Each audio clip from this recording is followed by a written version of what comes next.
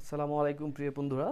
আজকে ভোকাবুলারির ক্লাসে আমরা উপস্থিত হয়েছি কয়েকটি ইন্টারেস্টিং ভোকাবুলারি নিয়ে। তো চলুন আজকের মজায় মজায় ভোকাবুলারি শিখি। এই পার্টে কি কি ওয়ার্ড রয়েছে সেগুলো নিয়ে আলোচনা। তো প্রথমেই দেখেন এখানে আছে ওয়ান। যে ওয়ান শব্দটির অর্থ আমরা সবাই জানি। ওয়ান শব্দের অর্থ কি? এক। এই এক একটি ইংলিশ ওয়ার্ড রয়েছে আমাদের, ই কে ই। স্পেলিং হচ্ছে ই কে ই এবং এটার প্রনাউন্সিয়েশনই সেম একের মতো। এই এক কথাটির অর্থ, বাংলা অর্থ হচ্ছে অধিকন্তু। অ্যান্ড দেন আমাদের রয়েছে থ্রি। থ্রি শব্দের অর্থ আমরা সবাই জানি। থ্রি অর্থ কি? তিন। তো তিন শব্দটির কাছাকাছি একটি ইংলিশ প্রনাউন্সিয়েশন রয়েছে, সেটা হচ্ছে টিন। টিন শব্দের অর্থ টিনের কৌটা। তারপরে আছে হচ্ছে ফোর। ফোর কথার অর্থ কি? চার।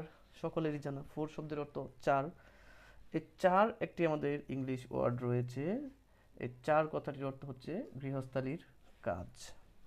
এবং তারপরে আছে হচ্ছে ফাইভ। ফাইভ কথার অর্থ কি? পাঁচ।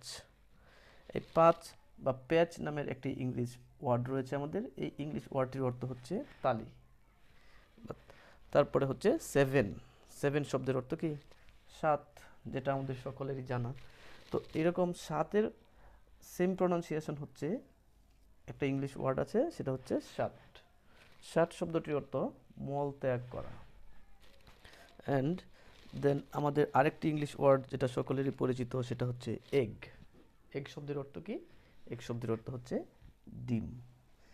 এই ডিম শব্দের কাছাকাছি আমাদের একটা ইংলিশ ওয়ার্ড রয়েছে, সেটা হচ্ছে ডিম। এই ডিম শব্দের অর্থ হচ্ছে বন্ধুরা ঝাপসা। তো এই ছিল আজকের ভোকাবুলারি